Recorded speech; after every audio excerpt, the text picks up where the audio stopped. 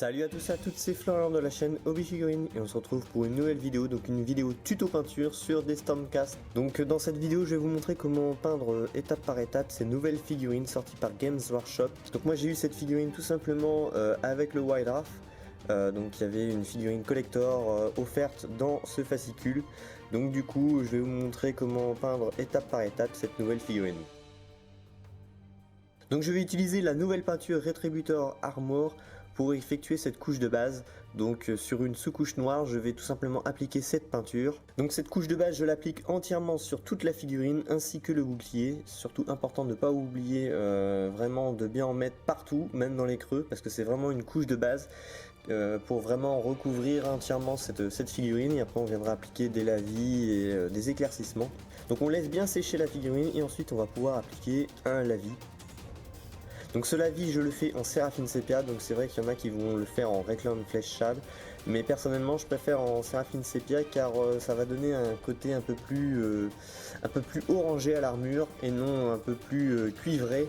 Donc voilà, donc moi je préfère vraiment ce type de technique. Après c'est vous qui voyez, je trouve que les ombrages sont beaucoup plus beaux.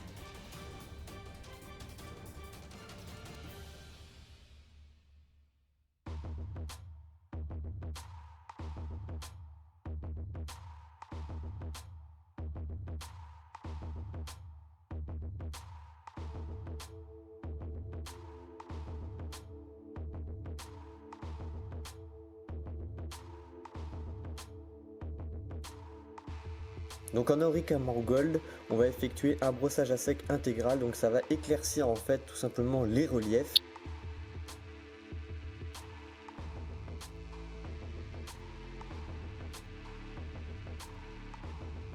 Et ensuite avec un pinceau, on va éclaircir vraiment les zones un peu plus grosses, comme par exemple les pectoraux ou par exemple les jambières, etc. Donc ça permet en fait de passer aux endroits où le brossage à sec n'a peut-être pas été aussi intensif.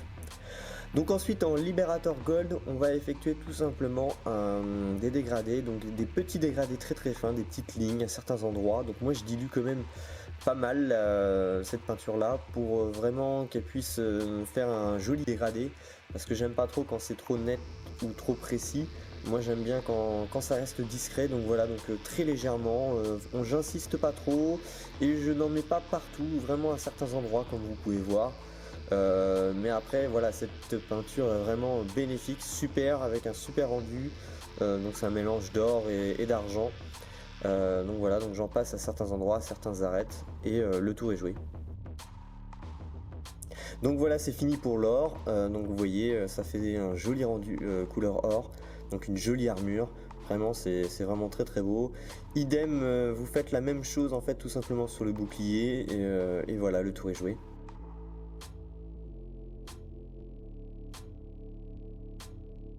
Donc maintenant on va passer à la couleur bleue.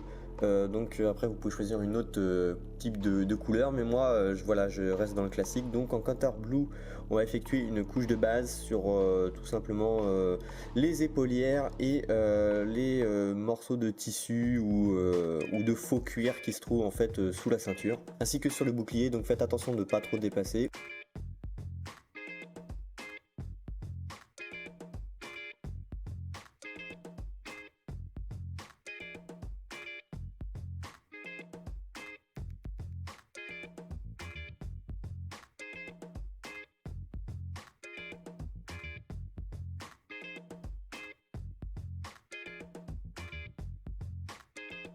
Donc en Abandon Black, on effectue une couche de base au niveau des yeux. Derrière les genoux, il y a une partie à peindre en noir et la ceinture.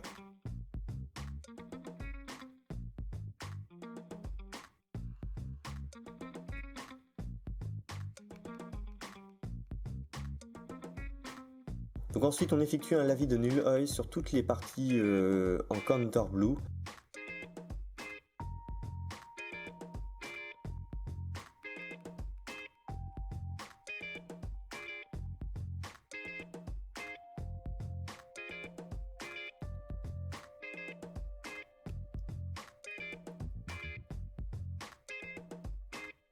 Même chose pour le bouclier, vous effectuez le lavis de Null Oil.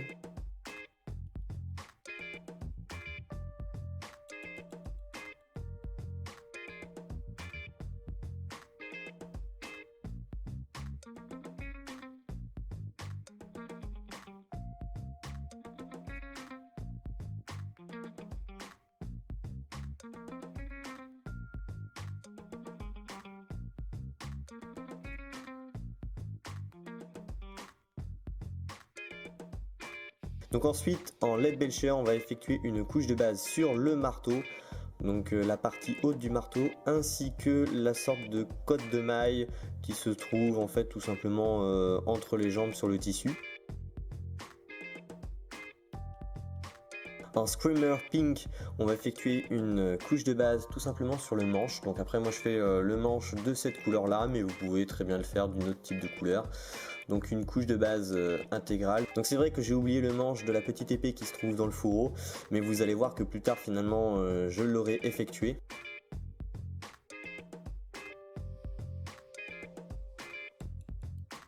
Donc une fois que le tout est bien sec, pour la cotte de maille, on effectue un lavis de 50-50, un mélange de Null Oil et de Agrax Earthshine qui va donner un petit côté sombre cuivré, et un lavis de Null Oil sur le marteau ainsi que le manche.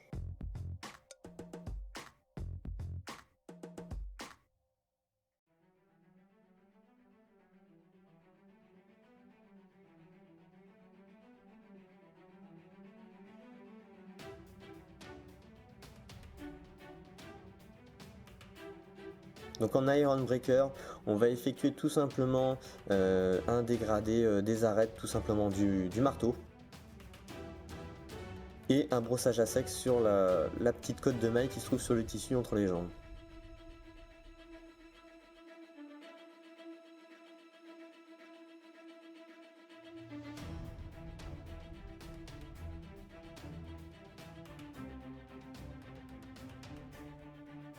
Donc en Kind of Flame, on effectue un brossage à sec en fait sur le manche. Ça va permettre en fait de faire un éclaircissement rapide sur les motifs du manche.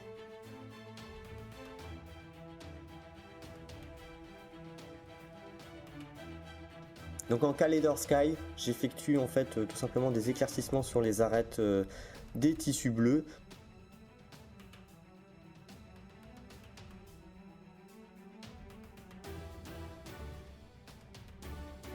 J'ai éclairci les épaulières en diluant la peinture de l'intérieur vers l'extérieur pour faire en fait un joli dégradé.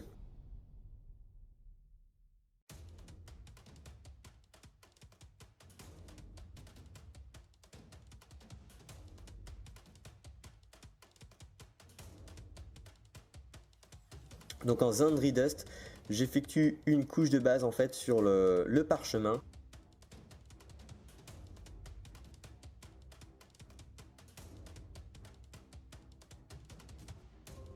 Ensuite, je viens rééclaircir tout simplement en Neuchâtel-Bone. Donc, je n'effectue pas de lavis juste avant parce que tout simplement le lavis, je vais le faire juste après, car je voudrais un rendu assez clair.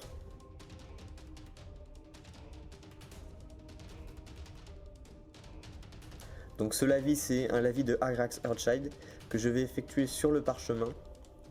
Donc, en faisant en sorte de ne pas trop charger non plus.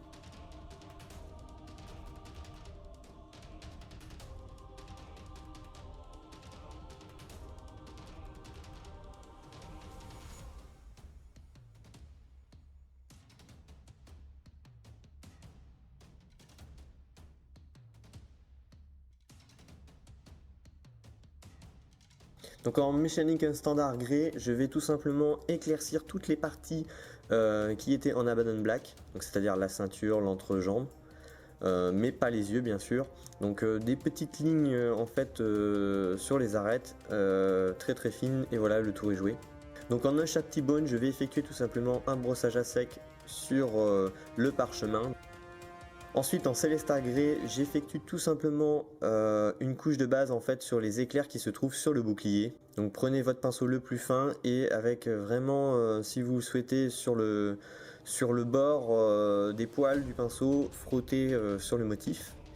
Et un dégradé en céramite wife, donc tout simplement même technique. Donc voilà, prenez votre temps, soyez précis. S'il faut après, si vous avez débordé, vous pouvez toujours rajouter un peu de counter glue. Et n'oubliez pas aussi d'éclaircir après ensuite les arêtes de votre bouclier. Vous pouvez dessiner à la peinture l'éclair sur les épaulières, donc vous pouvez vous aider avec un crayon papier en dessinant le motif et remplir bien sûr l'intérieur avec du céramite wife. Et ensuite j'ai effectué un socle neigeux, donc si vous voulez suivre ce tutoriel, il vous suffit de cliquer sur le lien. Et voilà, cette vidéo est terminée, donc j'espère que cette technique vous aura plu.